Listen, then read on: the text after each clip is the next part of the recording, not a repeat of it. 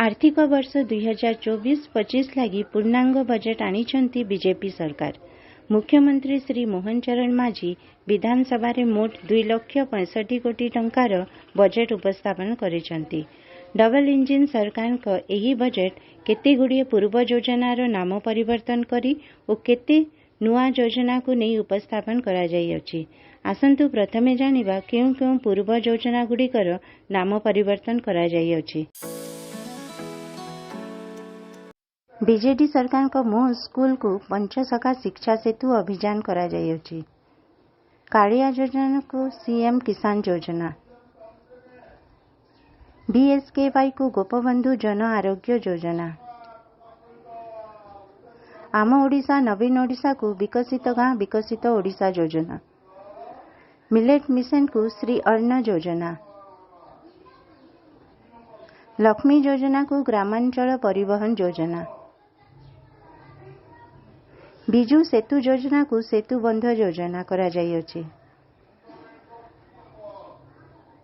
Make in Odisha को उत्कर्ष उत्कल योजना, बिजू पक्का घर को अंत्योदय गृह योजना, नुआ और स्कॉलरशिप को मुख्यमंत्री मेधावी छात्र प्रोत्साहन योजना, फ्री लैपटॉप डिस्ट्रीब्यूशन स्कीम को गोदावरीश विद्यार्थी प्रोत्साहन योजना। बजेट रे नुआ कौन अछि? सुभद्रा योजना। एही योजना रे प्रत्येक महिला को 50,000 टंकार भाउचर दिया जिवो। एही योजना सेप्टेम्बर 17 तारिख रु आरंभ करा जिवो।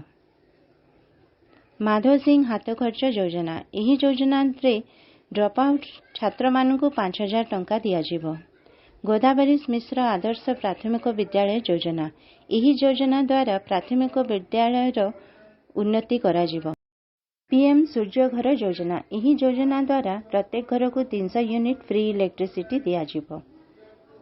लखपति दीदी योजना। एही योजना द्वारा एसएचजी महिला मानक उन्नति करा जिवो। ओडिया भाषा वृत्ति।